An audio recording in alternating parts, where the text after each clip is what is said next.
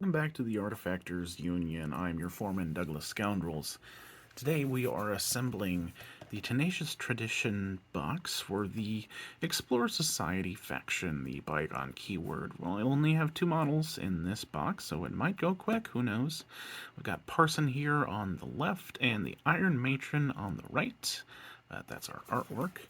Our renders are such. Here is Parson, looking very grumpy, and the Iron Matron, looking very much like a chess piece.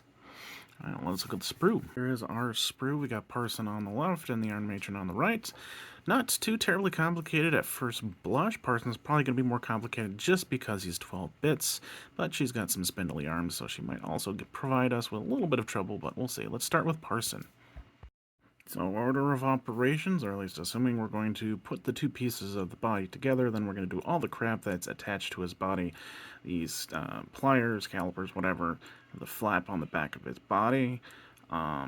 And this, it goes somewhere. We'll figure it out. Once we're done with that, we will add the freestanding leg, this guy over here. And then we'll do the arm with the hammer, gluing on after that the foot and the other part of the hammer.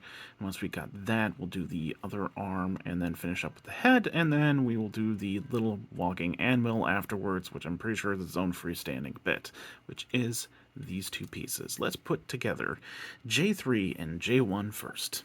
There's the body, pretty seamless, but now let's turn him over to his back and add this back flap part here.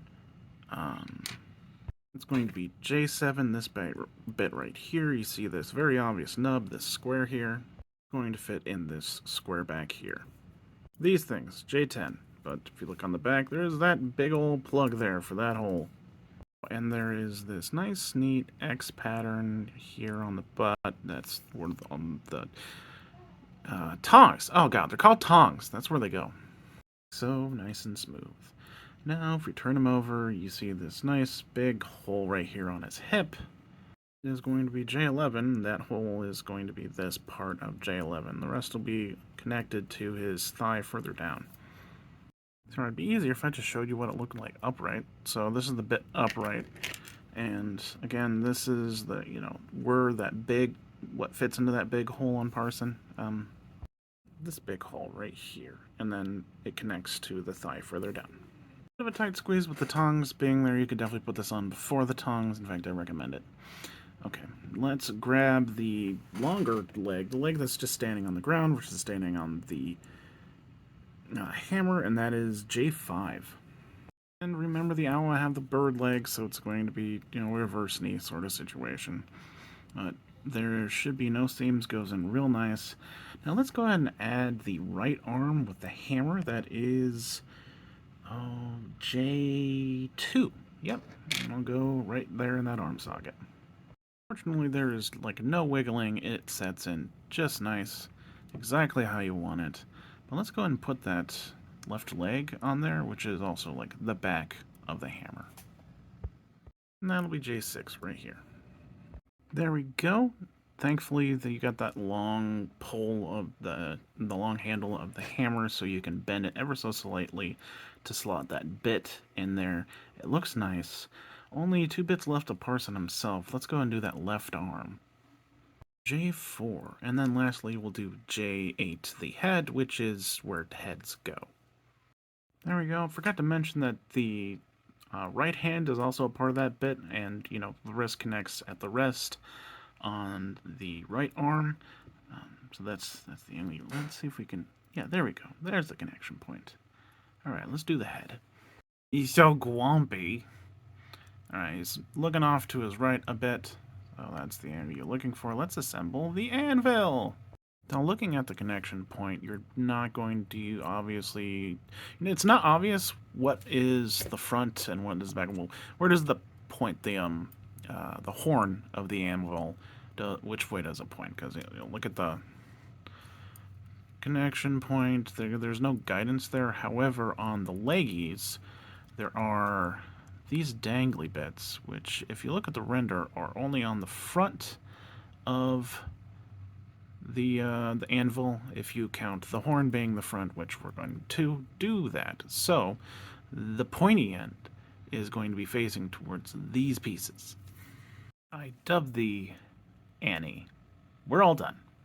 Now, when trying to base this guy, you'll notice that it's really difficult to fit both him and the anvil on a 30mm base. In this case, I'm using a marker that is 30mm, but it isn't the beveled edge, or it has the groove in the center, and therefore I can put stuff on the complete outside edge of it. If you do something like a base insert, or just make sure it's a flat surface, you still should be able to do the same thing without having anything really falling off. Parson's all done. You can base him two different ways. I would consider what I'm doing here the wrong way, and that is because I was specifically trying to replicate the render as close as I could, and while also still keeping every bit on the base. And I got relatively close to what the render looks like, but as you can see, it's not very well centered, and there's a big old gap on the base, and I don't really like it. What I would do is, oh hell. Render be damned, this is how I would do it on a standard 30mm base. You can see there's a little bit of overhang on the anvil's legs, but it works, and it's better centered. Yeah, I would do this. So anyways, basing him is the hardest part of Parson.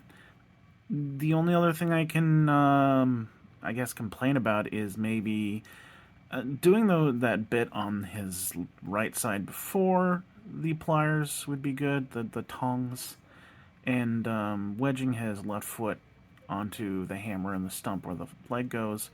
It may be slightly difficult, but yeah, just basing him is the hard part. Now let's move on to the Iron Matron. Iron Matron sprue. Only 8 bits. Combine the first two parts of the main body. Then this necklace thing she's got going on. We'll do the 2 left arms, the extra part of one of the left arms, then the front right arm, the back right arm, and the sword. Here we go. I1 and I4. Watch out for the tassely things on her head. Those are going to snap off if you're not careful. She really looks like a liquor bottle, doesn't she? Anyways, the necklace is going to go right there. That is I8. It'll end up being mildly difficult to pop in there. I would say like just slightly above easy. Not mildly difficult. But it's not really a necklace, I guess. It's kind of more like a fringe or something. Dangly.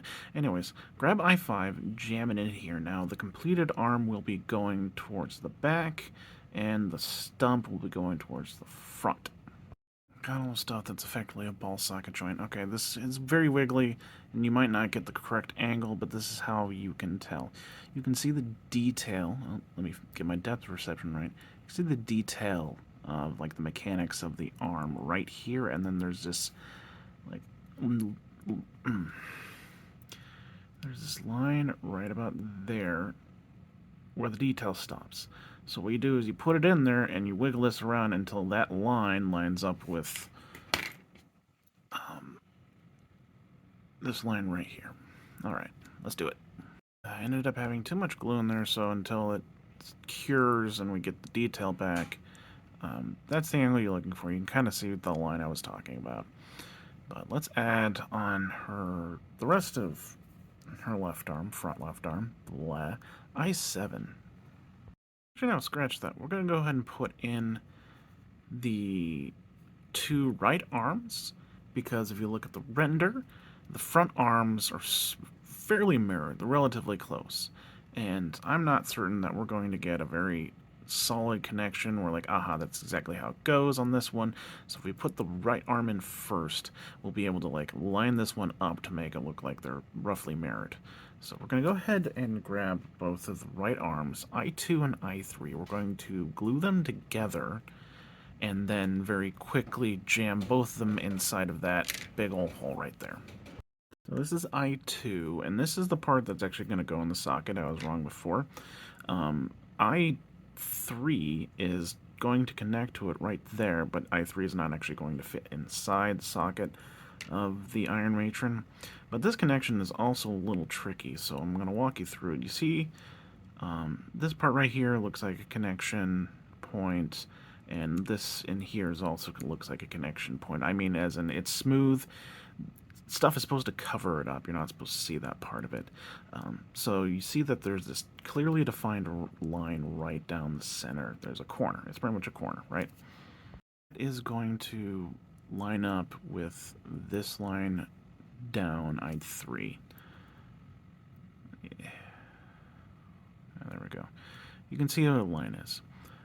Unlike the other arms, both these arms are going to be facing forward, and the other thing you need to note is you see this flat area right here.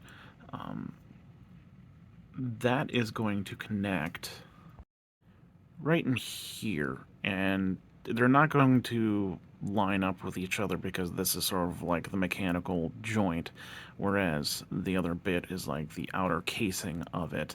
But this nub will fit right in the center of that flat surface. So I'll show you what that is right now. Here we go. You can see that those connection points I pointed out to earlier are completely covered up.